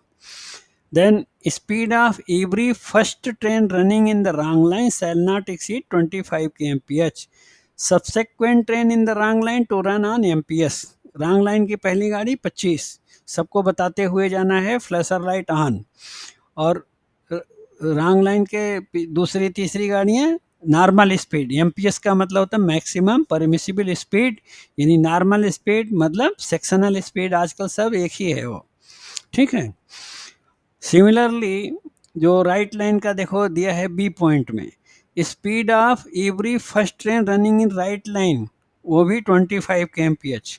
सब्सेक्वेंट train following first train on signal may be permitted to run at MPS। Right line में दूसरी तीसरी गाड़ियाँ सिग्नल पे जाएंगी, तो सिग्नल का एस्पेक्ट क्लियर मिलेगा तो MPS फॉलो कर सकते हैं, नहीं तो अब कासन है समझो, सिंगल एलो। सिंगल एलो का मतलब अगले रोक पे रुकने के लिए तैयार रहो, तो कितना वो लिमिटेड स्पीड में जाएगा, रिस्ट्रिक्टेड स्पीड में, वो मतलब एज पर सिग्नल जाएगा, पर एमपीएस परमिटेड है उसको भी, नॉर्मल स्पीड परमिटेड। तो इतना क्लियर ये अमेंडमेंट दिया है, ठीक है ना, क्लियर। आगे थोड़ा देखो और पॉइंट। तो ये पेज सबसे ज़्यादा इम्पॉर्टेंट है याद करने के लिए, ये वाला। और टी वारी में सब पायलट आउट मेमो सब कुछ इन्फॉर्मेशन रहेगी, वो भी ध्यान में रखना चाहिए। अगर एमसीक्यू घुमा के कुछ भी पूछे, एक बार आपने पढ़ा है लेसन ना, तो आप कर लोगे, दिमाग में आ जाता है वो। Then 16, when approaching next block section, LP of wrong line train shall bring his train to stop opposite LSS। Wrong line में जा रहे हैं तो होम सिग्नल तो मिलना नहीं है, अपोजिट डायरेक्शन का एलएसएस मिलेगा, तो उसका पहले रोक लेना है, व्हिसल बजाना है। और एसएम आफ्टर सेटिस्फाइंग हिमसेल्फ, वो पॉइंट वगैरह पूरा सेट करके, यहाँ भी T510 है जैसा एब्सोल्यूट। तो जो चीज़ें मैचिंग है ऐसा याद कर लो, तो आपको डाउट नहीं आएगा कि एब्सोल्यूट ब्लॉक सिस्टम में भी रॉन्ग लाइन ट्रेन को एडमिट करने के लिए क्लैंप पैड लॉक लगा के T510 दिया जाता है, फिर अलग से पायलट इन मेमो देने का ज़रूरत नहीं है, उसी फॉर्म में सब कुछ है। और ऑटोमेटिक में भी रॉन्ग लाइन को एडमिट करने के लिए T510 दिया जाएगा। शंट सिग्नल यहाँ परमिट नहीं किया है, याद रखना। टीएसएल वर्किंग ऑटोमेटिक हो या एब्सोल्यूट हो, शंट सिग्नल को रूल के हिसाब से परमिट नहीं है। प्रैक्टिकल में यूज करना वो अलग बात है, वो मास्टर का अपना आइडिया है, चलता है वो। प्रैक्टिकल में कुछ गलत काम नहीं है शंट सिग्नल लेना, लेकिन ऑफिशियली नहीं बोल सकते। सर हाँ बोलो भाई। ये 510 में देंगे तो उसी में कॉलम होगा ना बना हुआ। करेक्ट। हम आज ये टॉपिक पढ़ के 510 और T/E जो दो नया फॉर्म है T/E 912, ये लोग जैसा यहाँ लिख रहे हैं कि T/E 912 में पायलट इनका भी कॉलम है, T510 भी पायलटिंग का है, तो हम उसको देख लेंगे आज प्रैक्टिकल, हमारे हिसाब रहेगा। देखा है मैंने, लेकिन फिर भी हम सब मिल के देखेंगे, ठीक है। एब्सोल्यूट में तो उसी में कॉलम है, रॉन्ग लाइन और राइट लाइन का। किसमें? एब्सोल्यूट वाला, एब्सोल्यूट टीएसएल में। T510 में? नहीं वो एब्सोल्यूट, वो टीडी 602 में। हाँ, TD 602 में, हाँ वो नया फॉर्म में पायलट आउट मेमो का उसमें जोड़ दिया, इंक्लूड कर दिया। अब ये T/E 912 भी दे रहा है, ये रिसीविंग का है ना। पायलट आउट मेमो तो T/E में तो है ही है, पायलट इन की बात कर रहे हैं। T510 में पायलट इन का कॉलम है कि नहीं वो देख लेंगे। T/E में, हाँ सर, हाँ। T/E और T/D दोनों में तो है ही है। T510 को भी देख लेंगे, दोनों देख लेंगे, 2 मिनट का फॉर्म देखने में देर नहीं लगेगा। So when approaching next block section, LP of right line trail will follow aspect of reception signal। Right line में जो जा रहा है तो होम सिग्नल देखेगा। होम खराब है तो स्टेशन मास्टर के पास ऑप्शन है calling on signal, calling on signal खराब है, clamping pad locking T369 3V, ठीक है ना। तो रॉन्ग लाइन राइट लाइन का तो कोई इसमें एडमिशन के लिए राइट लाइन का तो कोई डाउट नहीं है। होम सिग्नल कॉलिंग ऑन दोनों यूज कर सकते हैं, जो भी सुटेबल है आपको। देखो इसको रेड कर दिया मैंने, ठीक। देन नॉर्मल वर्किंग का ये मैसेज है, तो मैसेज को छोड़ो, मैसेज तो मतलब कि नॉर्मल वर्किंग का मतलब TSL का रॉन्ग लाइन राइट लाइन जो भी करना था पूरा हो गया। तो नॉर्मल वर्किंग के लिए क्या है, PWI से सर्टिफिकेशन एक तो चाहिए, रिटर्न मेमो। रिटर्न मेमो मिलने के बाद स्टेशन मास्टर कंट्रोलर को बताएगा और अपना पड़ोसी को बताएगा, एडजेसेंट मास्टर को, PN के साथ सबको बताएगा, फिर अकॉर्डिंगली करेंगे। इसमें कासन ऑर्डर का देखेंगे आगे। जैसे एब्सोल्यूट ब्लॉक सिस्टम में जिस लाइन पे इंजीनियरिंग ब्लॉक लिया था उस पर पहली गाड़ी 25 kmph जाती है। TSL वाली तो जो नॉर्मल लाइन है उसमें तो नॉर्मल स्पीड जाएगी, तो इसको भी दे, हाँ यहाँ भी है, सेम रूल रहेगा हर जगह। An entry to be made in TSR of station concern showing the time of which double line working. तो TSR में किस टाइम पे टीएसएल स्टार्ट हुआ, किस टाइम पे ख़त्म हुआ, है ना, ये सब रिकॉर्ड करना है। टाइमिंग किस टाइम पे नॉर्मल वर्किंग स्टार्ट हुआ वो रिकॉर्ड करना है, जैसा एब्सोल्यूट में भी रिकॉर्ड करते हैं यहाँ भी रिकॉर्ड करेंगे। देन सी पॉइंट देखो, LP of first train entering the section where obstruction was removed, इसका मतलब क्या हुआ, चाहे एक्सीडेंट की लाइन हो, पर डे टू डे जो वर्किंग है रोज़मर्रा के काम में क्या रहता है, इंजीनियरिंग वाले ब्लॉक लेते हैं। तो इंजीनियरिंग का ब्लॉक पूरा हुआ वो मैसेज देगा, उसके बाद ही तो नॉर्मल वर्किंग रिज्यूम करेंगे। लेकिन जहाँ पे इंजीनियरिंग वालों ने काम किया है उस पे जो फर्स्ट गाड़ी भेजेंगे वो भले ही टीएसएल ख़त्म हो गया वो राइट लाइन में ही आएगी, लेकिन उसको 25 kmph काशन ऑर्डर दिया जाएगा। ये नया रूल है अमेंडमेंट के बाद, पहले नहीं था पुराने टाइम में कि इंजीनियरिंग ब्लॉक वाले लाइन पे पहली गाड़ी 25 kmph जाएगी। वो एब्सोल्यूट में भी है ये रूल, देखा था ना उस दिन, सुबोध याद है ना, और इधर भी ऑटोमेटिक में भी। क्यों भाई सुबोध, याद है कि भूल गए? क्या सर? कि जहाँ पे इंजीनियरिंग ब्लॉक दिया था तो इंजीनियरिंग ब्लॉक उन्होंने क्लियर किया तो उस लाइन पे पहली ट्रेन जाएगी तो 25 kmph जाएगी कासन ऑर्डर के साथ। हाँ, टीएसएल में है तो 25 ही जाएगा ना सर? टीएसएल में नहीं, टीएसएल पूरा हो गया कैंसिल, उसके बाद बोल रहे हैं टीएसएल पूरा होने के बाद। आपका स्क्रीन नहीं देख रहे लग रहा है, सर स्क्रीन नहीं देख रहे नहीं, क्या? हमें नहीं याद है सर। सर उसमें भी है। हाँ आपको तो याद। सुबोध को मैं इसलिए बोला कि सुबोध तो बारीक बारीक पॉइंट लाते हैं, तो ये वाला पॉइंट कैसे मिस हो रहा है उनका, तो याद कर लो अभी, चलो भूल गए हो तो। ये आपके पास बताओ मोबाइल में स्क्रीन में आ रहा है नहीं आ रहा है, मैं खाली बोल रहा हूँ वही सुन रहे हैं या पढ़ भी रहे देख भी रहे सामने? आ रहा है सर। तो हाँ लेकिन वही सर आ रहा है इसमें। आ तो रहा है लेकिन सुबोध ने पढ़ा नहीं है, नहीं तो यार देखो ये सी पॉइंट में बोल रहा हूँ जो बीच वाला पॉइंट है, LP of first train entering the section where obstruction was removed. Obstruction was removed का मतलब जहाँ पे इंजीनियरिंग ब्लॉक क्लियर किया है, and normal working is resumed to be issued caution order of 25 kmph। और एक ड्यूटी है उस लोको पायलट की, and to inform all gateman and gangman about resumption of normal working, कि भाई टीएसएल ख़त्म हो गया अब नॉर्मल वर्किंग है, अप लाइन पे अप ट्रेन आएगी, डाउन पे डाउन ट्रेन आएगी। तो पहले पुराने टाइम पे ये नियम नहीं था, ये पता है कि नहीं आपको? नहीं पता है ना, इसलिए सब लोग डाउट में। तो ये जान लो एब्सोल्यूट ब्लॉक सिस्टम में भी जब टीएसएल का काम पूरा हो जाता है तो जिस लाइन पे इंजीनियरिंग ब्लॉक लिया है उस लाइन पे पहली गाड़ी 25 kmph जाएगी, और सारे गैंगमैन, गेटमैन, इंजीनियरिंग ऑफिसर जो भी हैं रास्ते में सबको बताएंगे कि टीएसएल ख़त्म हो गया और 25 में जाएगा। इसमें दो काम हो गया, एक तो इंजीनियरिंग ब्लॉक लिया था, हालांकि पीडब्ल्यूआई फिट मेमो देगा नॉर्मल स्पीड के लिए, तो इसीलिए पुराने टाइम में नॉर्मल स्पीड में भेजते थे। अब इसमें एक ड्यूटी ये भी जोड़ दिया ना कि वो टीएसएल ख़त्म हो गया बोल के बताने के लिए, पहले ये नहीं था क्लास, तो ये जो बनाते समय इन्होंने अमेंडमेंट में ये चीज़ को भी जोड़ दिया इस पर। तो अब समझो कि दोनों में है ये बात। ओके चलो 18 में चलते हैं, next point, all records in connection with. तो यहाँ पर भी 7 डेज का रूल है। और देखो टीआईसी में किसका नाम था भाई? दीपक शर्मा। डीआरएम का था सर। हाँ जोर से बोलो ताकि लोगों को फायदा हो, इसीलिए तो आपसे पूछा मैंने। टीआईसी जब होती है, जैसे TIC single line, TIC double line भी देख लिए ना उस दिन, देख लिए थे सर। तो वहाँ पे 7 डेज के अंदर टीआई जो आके वो डीआरएम हाँ डीआरएम ऑफिस को रिपोर्ट सबमिट करता है।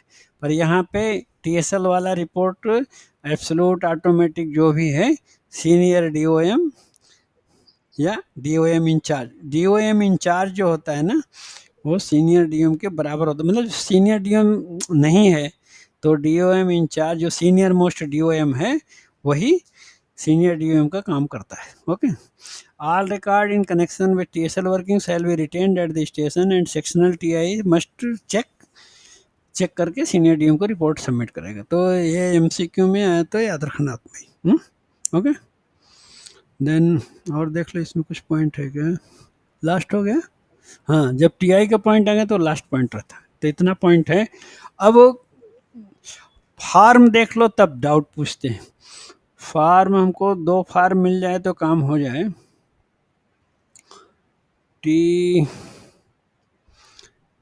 510 देख लिया जाए और टी बार ई 912 होना चाहिए। देखते हैं 1 मिनट इसमें। स्टेशन में अभी ऑटोमेटिक वाला तो नहीं मिलेगा आपको।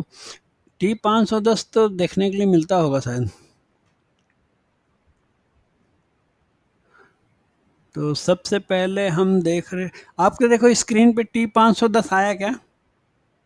आया सर, थोड़ा बड़ा कीजिए। हम्म, हम ही लोग बड़ा कर ले रहे हैं। अरे आप लोग नहीं। हो ये गया, हो गया। ये कौन बोलने लगा भाई? फार्म के बारे में कोई बोलने लगा। देखो अब दिख रहा है ना। Authority to receive a train on non signal light T 510, ये नया फार्म है, इसलिए सब लोग याद कर लो। पायलट इन मेमो की जगह नॉन सिग्नल लाइन पे अब टी 510 यूज कर रहे हैं। सो स्टेशन मास्टर दे रहा, ठीक है, to the loco pilot of train number लिख दिया अप और down. Your train is being admitted on line number so and so. Line number लिखना। यू आर, अपने आप क्यों बढ़ जाना है यार? रुक के रखो, बड़ा करने से अपने आप चला जाता है। थोड़ा छोटा कर देता हूँ नहीं तो। आप लोगों को दिख रहा है?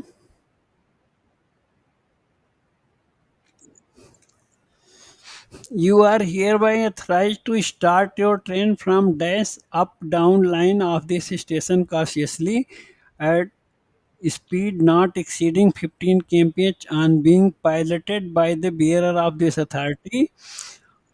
All the points, hmm?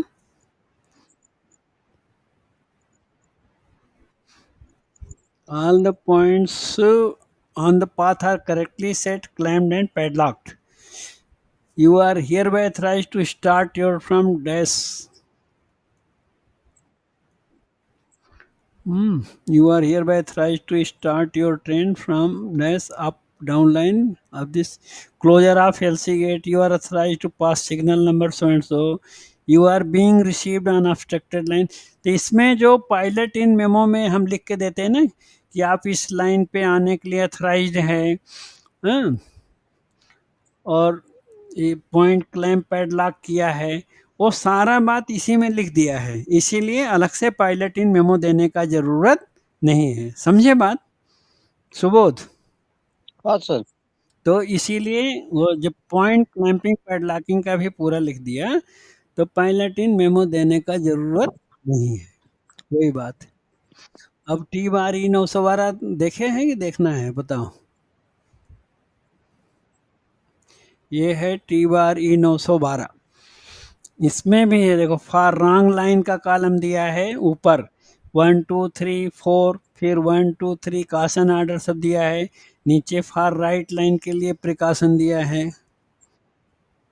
तो ये पूरा प्रिकॉशन टी वारी 912 का दिया हुआ है, राइट? आप खुद बड़ा करके इसे देख लो इसको। नहीं तो होना तो व्हाट्सएप में डाल देंगे बाद में। ये फॉर तो टी वारी 912 है ना।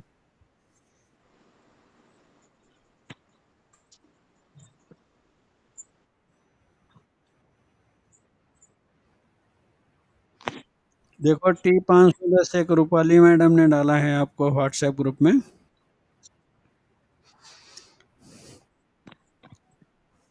यहाँ से भी कॉपी करके मैं डाल सकता हूँ शायद ना।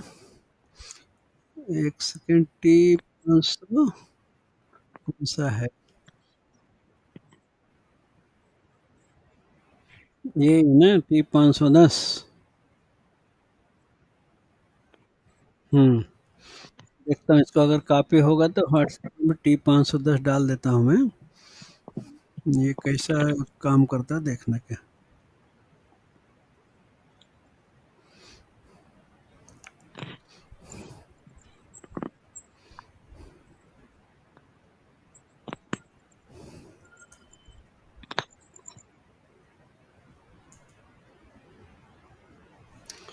और दूसरा फॉर्म डालना है टी बार ई 912।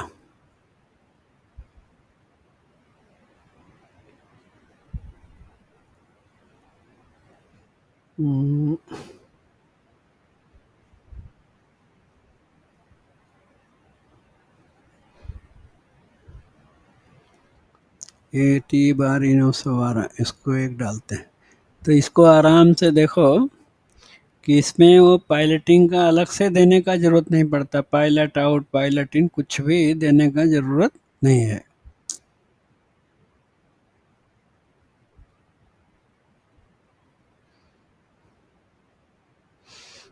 क्या डाले भाई दीपू?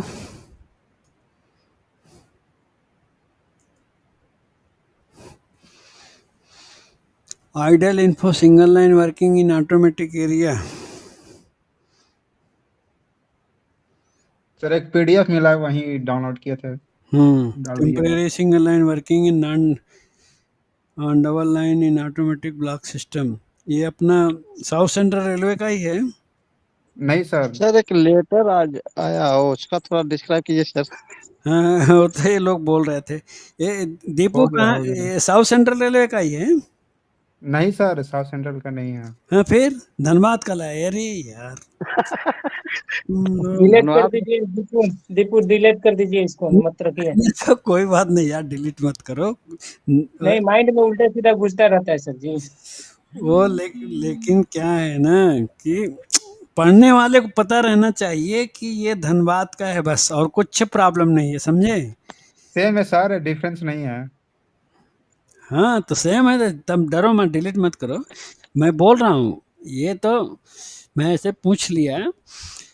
आप किसी भी जोन का पढ़ो, पर आपके माइंड में ये होना चाहिए कि आपके जोन से उसको थोड़ा मैच करा लो। अगर सेम है तो चिंता की कोई बात नहीं, क्योंकि ये थोड़ा रंग बिरंगा बना के किसी ने दिया पीडीएफ, तो याद करने में फ़ायदा हो सकता है, देख लो कुछ नहीं है। लेकिन बात यह है कि खतरा तो रहता है, अगर आप उस तरह पढ़ोगे इसी के भरोसे अपने वाला मिलाओगे नहीं तो नुकसान हो सकता है। जैसे सुबोध ने एक दो क्वेश्चन पढ़ा था तो मैं देखा, अरे बाप रे। चलो ये जो सुबोध बोल रहे हो ना, आज का लेटर का ये लोग ग्रुप में डाले हैं ना, तो ये तो एओएम वाले एग्जाम में ऑफिसर पकड़े गए थे बॉम्बे के, आपने सुना होगा न्यूज में, सीबीआई ने गिरफ्तार किया। ये पहले भी ये सब, जब से रेलवे है, जब से दुनिया है, तब से करप्शन चल ही रहा है। कभी पकड़ा जाता है, कभी नहीं पकड़ा जाता। अभी ये वाला पकड़ा गया जो अपना एलडीसी जीडीसी जो देते हैं डिपार्टमेंटल एग्जाम वाला। तो रेलवे बोर्ड क्या बोल रहा है, जो फाइनल सिलेक्शन जहाँ नहीं हुआ है तो उसको थोड़ा टाइम बेंग के लिए वो गाइडलाइन देंगे, तब तक रोक लिया जाए।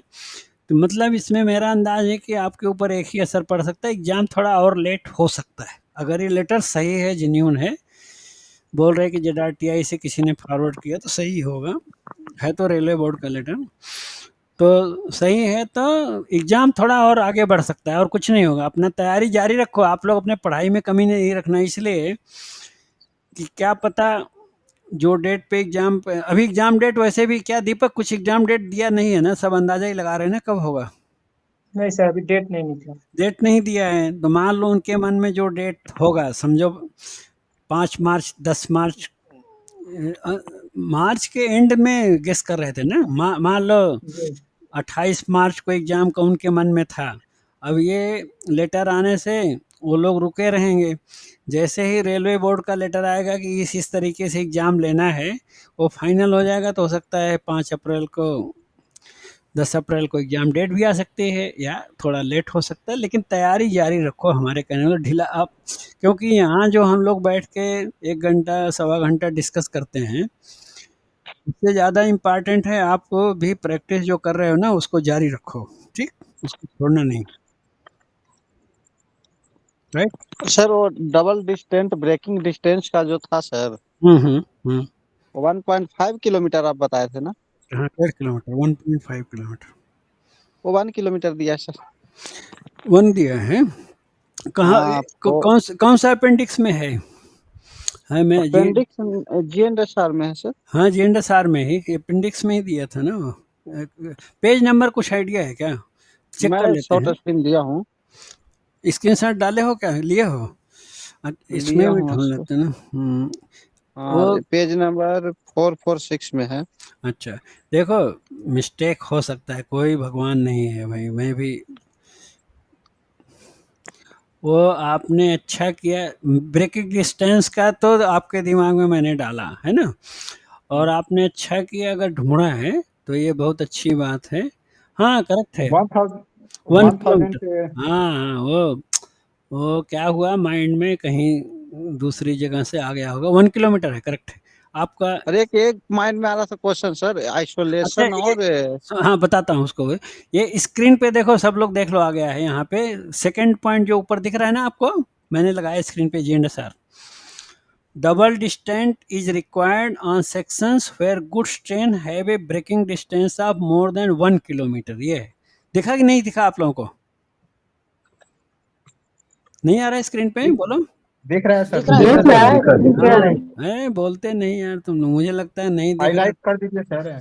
हाईलाइट बोले तो क्या है, वो थोड़ा ऐसा टेम्परेरी हाईलाइट, ये है ब्लू कलर में जो दिख रहा है। अच्छा वो पूरा ब्लैक है तो आपको ढूंढने में मुश्किल, ये है जो ब्लू कलर दिख रहा है, ब्लू हुआ राइट हमेशा सर, है, राइट। हमेशा है। हाँ ब्लू हो गए थे, ब्लू हो गए। हाँ, ये है, कभी कभी होता है हाईलाइट, कभी कभी नहीं भी होता है।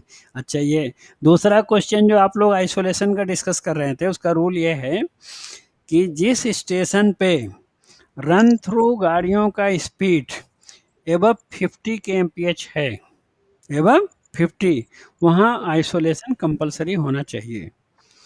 तो आजकल ये है बहुत पुराना रूल ये, अब आजकल क्या है, हर स्टेशन पे तो गाड़ियां अगर रन थ्रू जा रही बिना स्टॉपेज के, तो सब 100 110 में जा रही है। तो इसलिए आजकल हर स्टेशन पे आइसोलेशन है। आइसोलेशन का मतलब वही होता है, सैंड डंप लगे हैं, डेड एंड लगे हैं, कट पॉइंट लगे हैं, एक रनिंग लाइन दूसरे रनिंग लाइन से अलग करने का प्रोविजन होना चाहिए।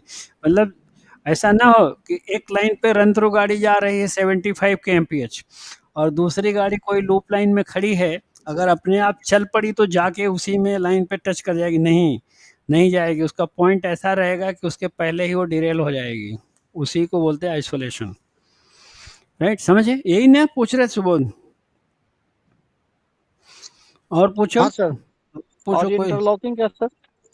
इंटरलॉकिंग का तो आपको मैं पढ़ा ही दूं क्या है टॉपिक? आज तो अब 10, नेक्स्ट टाइम पढ़ाइएगा सर, नेक्स्ट टाइम कल छोड़िए। मैं इंटरलॉकिंग का कल आपको बता देते हैं। और एक उन्होंने पूछा था, सुनीता बोली थी ना व्हिसिल कोड का, तो कल इंटरलॉकिंग और व्हिसिल कोड 2 टॉपिक रखेंगे। Okay sir. ठीक है ना? सर एक क्वेश्चन है हाँ क्वेश्चन पूछो। सर। ओडीसी ए क्लास जो है उसका जो स्पीड है 75 है या सेक्शनल स्पीड है, वो मैंने दोनों में ऑप्शन देगा, कौन मारेंगे? अरे ओडीसी का भी यार मेरे पास पावर पॉइंट सेक्शनल है। स्पीड है अभी हाँ तो। हाँ, बताइए। सेक्शनल है अभी, ऑपरेटिंग मैनुअल में सेक्शनल स्पीड है। ये क्लास है ओडीसी का? हाँ सर।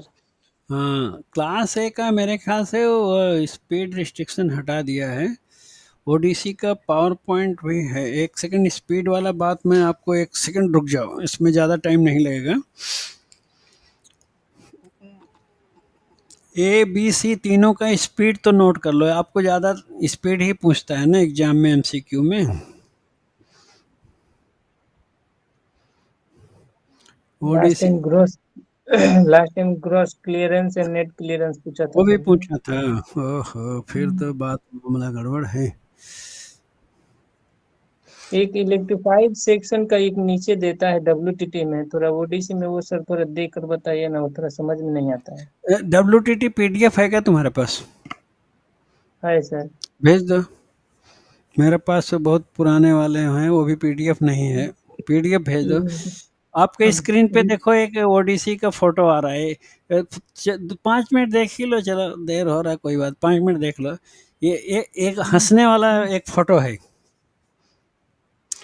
क्यों पढ़ते पढ़ते सीरियस हो जाते थे ये लोग, क्लास में हम लोग ये फोटो दिखाते थे। ये फोटो देखो, नांदेड़ डिवीजन का ही है, देख रहे हैं सब लोग? हाँ सर। अच्छा है फोटो, देखो। दिख रहा है सर, ट्रिपल लोड है। इसको ओडीसी बोल सकते कि नहीं बोल सकते? ये एक्चुअल में ओडीसी का समझाने के लिए यही फोटो बहुत अच्छी है। इतना गन्ना सर लोडेड, ग्रुप इतना गन्ना सर इस पे ग्रुप में लोडेड डाल है। दें क्या? आप ही के हाँ, क्या बोले? आप ही के नंबर पे डाल दें कि ग्रुप में डाल दें? आपके WTT, नंबर हाँ पे डाल मेरे को दें। डाल दो ग्रुप। इन लोग को हाँ जरूरत नहीं है ना, जिसको गुंटकल डिवीजन का क्या करेंगे लोग लेके, इनके पास तो होगा ही। तो ये इतना गन्ना लोड है देखो। ग्रुप में डाल दीजिए दीपक जी, सही रहेगा। डाल दो भाई, चलो पढ़ने के इंटरेस्टेड है लोग, डाल दो। जिसको नहीं चाहिए डिलीट कर लेंगे, उसमें क्या है। तो ये राइट सर, राइट सर। इतना गन्ना लोड है कि देखो ये गाड़ी चल ही नहीं सकती। इसी को बोलते हैं ओडीसी। इसी तरह बहुत सारे फोटो हैं, बाकी छोड़ दो। कि मतलब जो हमारे वैगन से लंबा चौड़ा ऊंचा हो जाए, ओडीसी है। तो ये भी ज़्यादा ज़रूरत नहीं है आपको। Maximum standard dimension clearance when the wagon is stationary, ये भी नहीं पूछता आपको। व्हेन मूविंग डायमेंशन, ये वाला स्लाइड देखो, इसमें मैंने जो नोट किया है, अगर आपके काम का है तो इसको चाहे स्क्रीनशॉट ले लो या नोट कर लो। क्लास ए ओडीसी सबसे ऊपर जो दिया है वायलेट कलर वाला, class A ODC gross clearance up to 9 inch. क्या आपको इंच में पूछता है कि मिलीमीटर देता है? ऑप्शन में क्या देता है? अभी तक तो इनसे इंच पूछा है इंच सर। देता है सर तो ज्यादातर। इंच रहेगा तो यही रहेगा फिर तो। क्लास ए ओडीसी का gross clearance up to 9 inch है और net clearance up to 6 inch है। तो ग्रास और नेट क्लियरेंस का अंतर कौन बताएगा? क्यों बात कर रहे हैं तो पॉइंट समझना भी चाहिए ना, खाली ऐसा सुन लिए तो। ग्रास क्लियरेंस में और नेट क्लियरेंस में क्या अंतर है? एक आदमी बताओ, जो समझ रहा है वो बताएगा। सर ग्रोस हो गया पूरा लोड, कितना उसका अथी है। हम्म। नेट कितना हम लोड किए हैं, नेट जो गुड से लोड किए हैं उस पर वो हो गया। हाँ, दीपू बोल रहे हैं ना? राइट। क्रॉस का मतलब गाड़ी जब रुकी हुई है, और नेट का मतलब जब गाड़ी मूविंग कंडीशन में है। हाँ तो दीपू आप समझे नहीं आप। जो मैं अभी मैडम जो बोली, सर इसका रूपाली लर्च से मैडम, आप लर्च भी नहीं समझे होगे बात ये। सर लोड, लर्च लर्च से रिलेटेड है ना ये। हाँ हाइट लर्च और ट्रैक के हाँ ऊपर जब रहता है वहाँ पर। हाँ, दीपक का तो थोड़ा ठीक है। तो ये ग्रास लोड का बात नहीं है, वजन का बात नहीं है ओडीसी में, समझे दीपू? राइट सर, राइट है। लोड का बात नहीं है। प्रॉब्लम ओडीसी में क्या होता है, जैसे मान लो कि हम ट्रेन में लेके जा रहे हैं ओडीसी को, तो ऐसा अंडर ब्रिज रहता, टनल रहता ना, टनल के अंदर से रेलवे ट्रैक जा रही है, या किसी ब्रिज के नीचे से जा रही है, या ओएचई सेक्शन है जैसे। तो अब ऐसा इमेजिन करो कि टनल के अंदर ट्रेन जा रही है या ब्रिज के नीचे से जा रही है। तो ग्रास क्लियरेंस का मतलब कि जब वैगन रुका हुआ है, स्टेशनरी जो बोलते हैं, अगर वैगन रुका है तो मान लो चारों तरफ 9 इंच तक जरूर गैप होना चाहिए, चारों तरफ, यानी टच ना हो, बीच में 9 इंच गैप रहना चाहिए। नेट क्लियरेंस का मतलब होता है जब वैगन चलते हुए जाएगा तो थोड़ा दाएं बाएं हिलता है ना, तो -3 इंच। हाँ, तो इसलिए क्या होता है, वो क्लियरेंस और कम हो जाता है। उसको बोलते हैं नेट क्लियरेंस। कि वैगन जो भी स्पीड अलाउड है, मान लो यहाँ पे 75 kmph दिया है, कहीं कहीं उनका जोन में क्लास ए को सेक्शनल स्पीड भी कर दिया है, पर यहाँ पे तो अभी शायद अमेंडमेंट नहीं आया है। 75 kmph ये साउथ सेंट्रल रेलवे में। तो नहीं सर, आपको भेजा है उसमें दिया है सर, सेक्शनल स्पीड दिया है। WTT में दिया है क्या जी लास्ट में? जी, इसमें पार्ट सी में देखिए ना, शुरू में 8 9 2 3 पेज में मिल हाँ रहा ठीक है ये, क्योंकि ये तो पुराना है। वो तो मैं बोल रहा हूँ कि अभी तो मेरे को लेटर नहीं मिला, तो WTT में दिया है तो ये वाला WTT का मानेंगे। सेक्शनल दिया है तो सेक्शनल ही स्पीड रखो। ये क्लियरेंस वाला देखो, अगर तुमने खोला है तो देखो मैच हो रहा है क्या? 9 इंच 6 इंच मैच हो रहा है? मैं नहीं खोला सर जी, अभी आप ही के पढ़ रहा है। हम्म। राइट से भी मैं खोल के देख लेता हूँ, नो प्रॉब्लम। अच्छा, चलो एक बार इसको देख लो। क्लियरेंस तो यही होना चाहिए मेरे ख्याल से। और सी, ओडीसी अभी नहीं पढ़ाए हैं ना? नहीं इसका भी एक एक बार क्लास ले लीजिए बस। हाँ, तो क्लास ही तो हो रहा है जो तुम्हारे लिए इम्पोर्टेंट है वही तो लगाया मैंने, क्लास ही तो है जो इम्पोर्टेंट है आपके लिए, वही पेज खोला मैंने, बाकी जो ऐसा सुनने वाला है उतना इम्पोर्टेंट नहीं है। ये ओडीसी का हाँ सर, हाँ, नहीं मिला अभी? खोले हुए हैं सर, C9 में है पेज पहुंचे क्या वहां तक? ढूंढना पड़ेगा जी। ना। नहीं नहीं, C9 में आप खोल दीजिएगा तो मिल जाएगा। सी C9 क्या सी, है पेज नंबर? जी हाँ, पेज नंबर ABC पार्ट है ना सर जी उसका, अच्छा अच्छा। ABC पार्ट, तो पार्ट C में 9 नंबर में है, 9 नंबर में। C9 okay.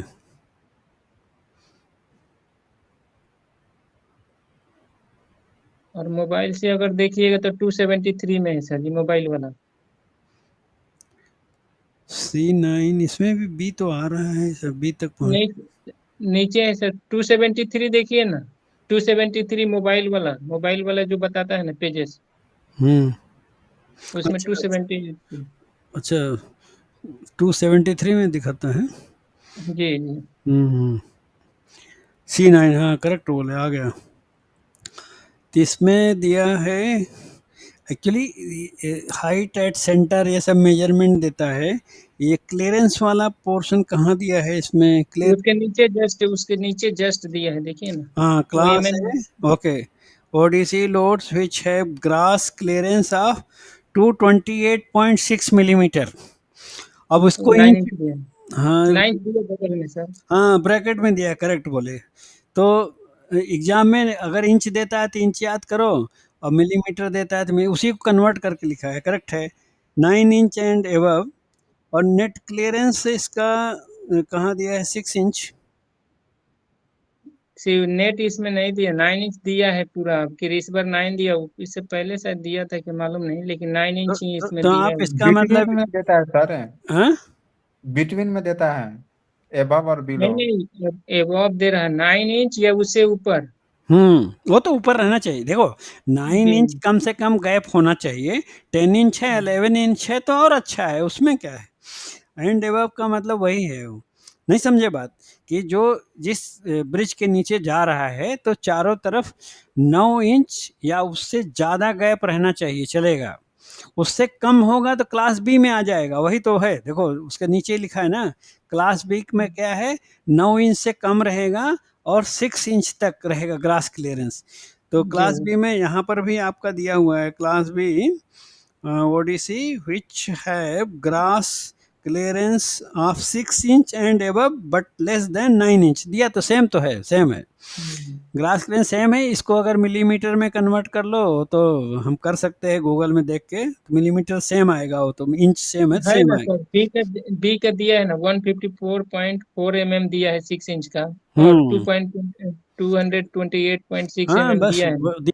वही है, इंच में सेम है तो मिलीमीटर भी हम कर सकते हैं, नो प्रॉब्लम। और क्लास सी का दिया है less than 6 inch grass clearance, यानी 9 इंच या उसके ऊपर ए, 9 इंच से और 6 इंच के बीच में है तो क्लास बी, और 6 इंच से भी कम गैप है तो इसलिए ज़्यादा खतरनाक हो जाता है, उसको बोलते हैं क्लास सी। और नेट क्लियरेंस का मतलब होता है जब गाड़ी चल के जाएगी उसी ब्रिज के नीचे तो गैप जो है और कम हो जाएगा। क्लास ए का 6 इंच, मतलब 6 इंच या उससे ज़्यादा गैप होना चाहिए तो क्लास ए है। अगर 6 इंच से नीचे और 3 इंच के बीच में गैप हो गया तो क्लास बी हो जाएगा। और 3 इंच से भी कम गैप वाला हो गया तो क्लास सी हो जाएगा। इसीलिए क्लास सी ओडीसी को सबसे ज़्यादा खतरनाक मानते हैं। और इसमें दिया है ओनली डे टाइम परमिटेड है क्लास सी ओडीसी, और ए और बी को नाइट और डे दोनों परमिशन दिया है। और आपके ये टाइम टेबल में देखो सैंक्शनिंग अथॉरिटी दिया है, हमारे इसमें पावर पॉइंट में नहीं दिया है।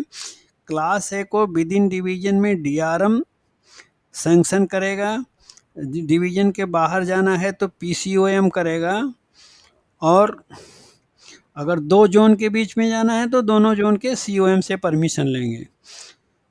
लेकिन एक एमसीक्यू में पूछता है यहाँ जेडआरटीआई में, तो उसमें ऐसा लिखता था कि ODC can be attach to a train, तो उसमें सीधा आंसर लिखते थे पीसीओएम का ही लिखते थे आंसर, उसमें डीआरएम का नाम नहीं आता था। नहीं नहीं, इसमें भी आता है सर, कौन ऑथराइज कौन करता है, तो इसमें भी पीसीएम आता है सर, एमसीक्यू में पीसीएम आता है।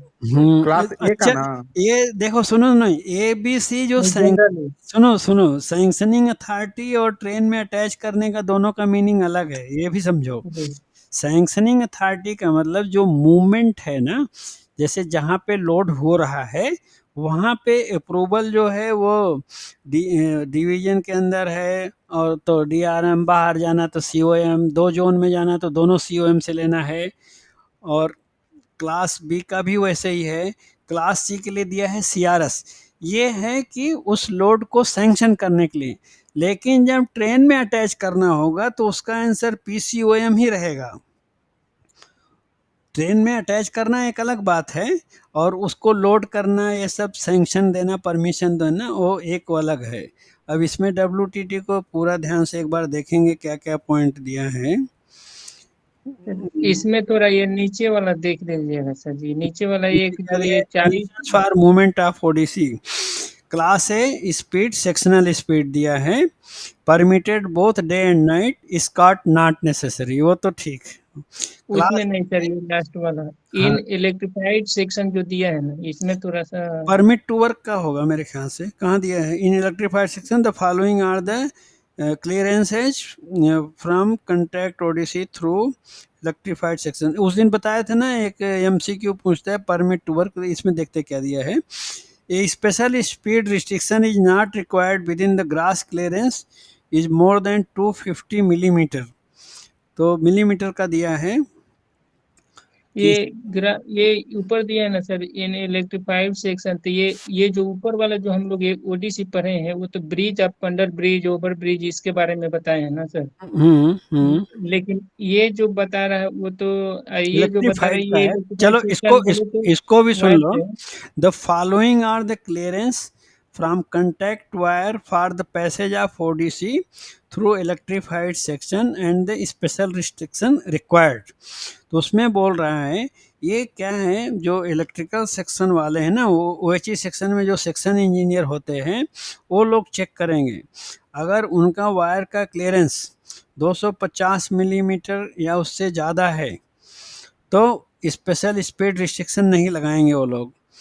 Speed must be restricted to 15 kmph when the clearance is between 250 millimetre and 200।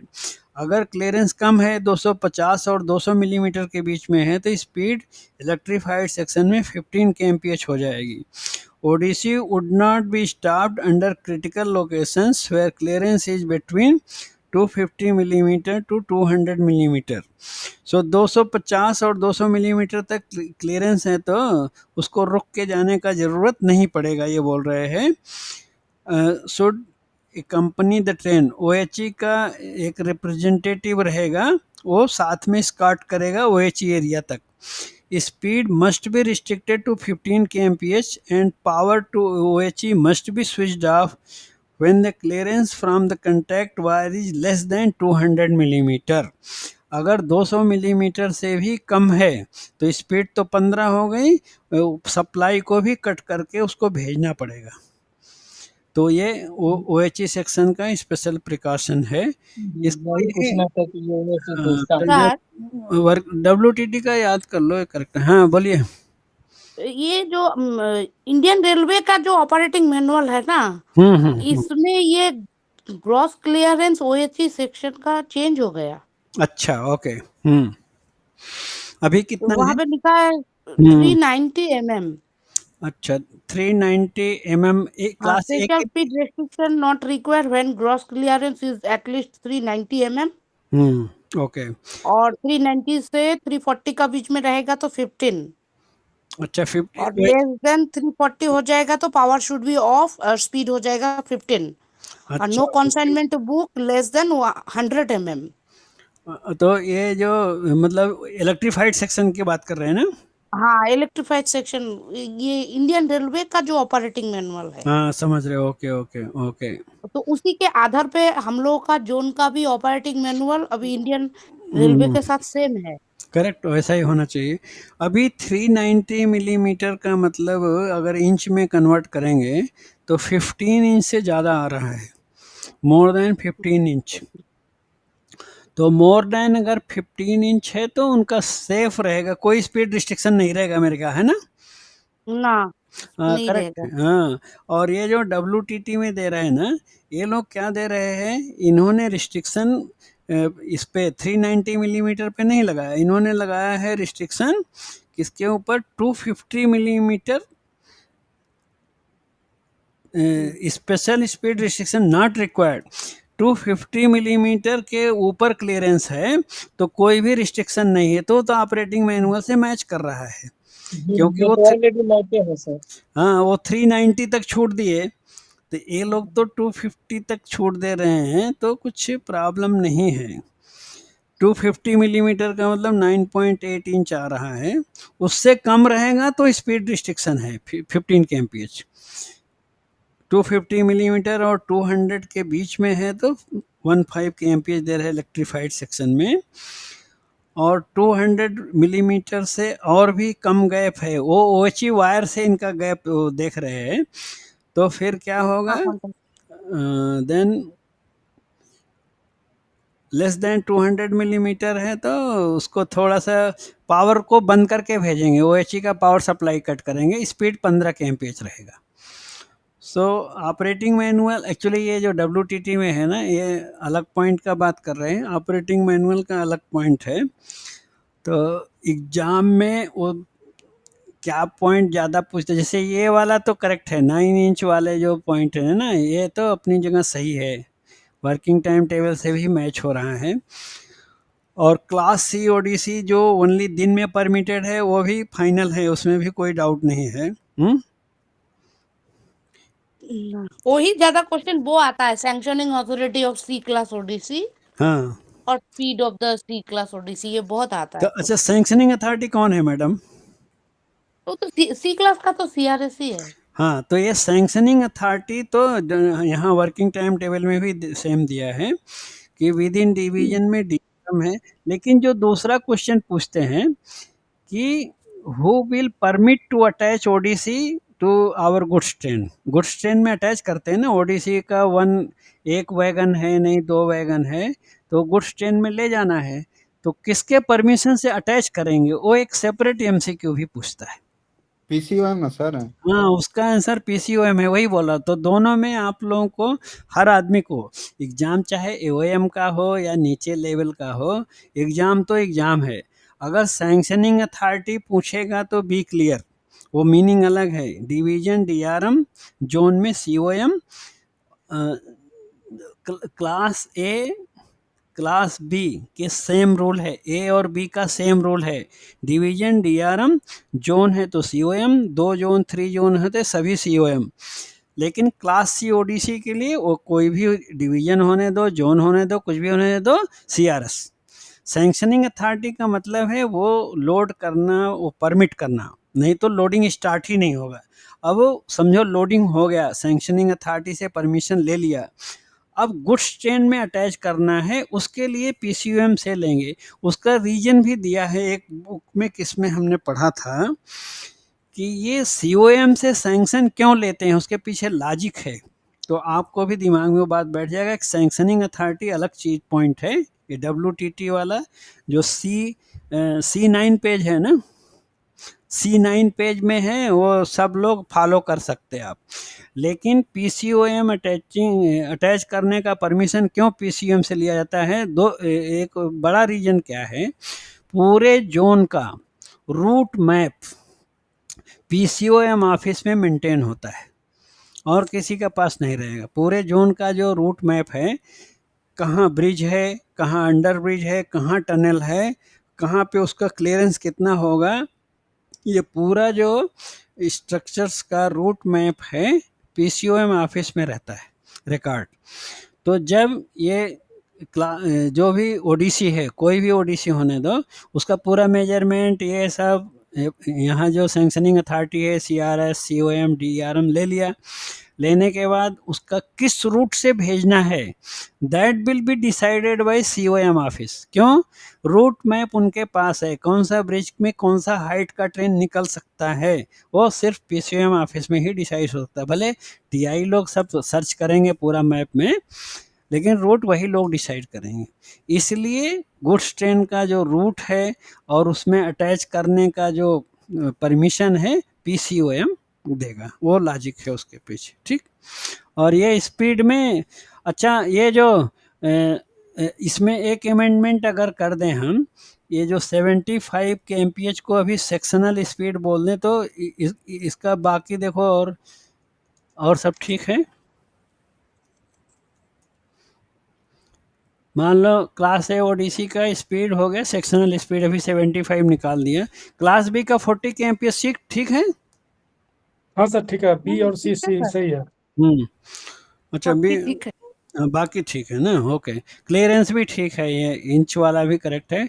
और वो जो ऑपरेटिंग मैनुअल का बोल रहे हैं तो वो OHE सेक्शन का बोल रहे हैं, उसमें तो और ज़्यादा दे रहा है, उसको भी चलो मैं देखता हूँ। ऑपरेटिंग मैनुअल जो हमारे पास है तो उसमें कुछ हमारे को इम्पॉर्टेंट पॉइंट है तो मैं उसको निकाल के व्हाट्सएप ग्रुप में शेयर करूँगा। मैडम जो बोल रहे हैं ना वो तो दिया होगा ऑपरेटिंग मैनुअल में, उसको भी चेक कर लेंगे। सर थोड़ा मूवमेंट ऑर्डर के बारे में बोल दीजिए ना। मूवमेंट ऑर्डर किसका? ओडीसी का। ओडीसी का मूवमेंट बोले तो जो वही रूट डिसाइड करने के लिए पीसीओएम ऑफिस। अच्छा। वही है।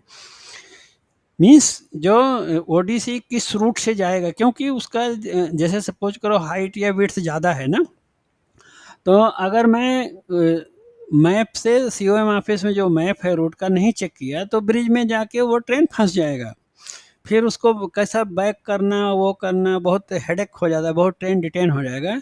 इसलिए पहले ही उसको रूट मैप पास होगा, उसको जो मूवमेंट है पीसीओएम ऑफिस से, उनको मैप में उनके पास रिकॉर्ड में हर ब्रिज का कितना हाइट का ट्रेन पास हो सकता रहता है उनको।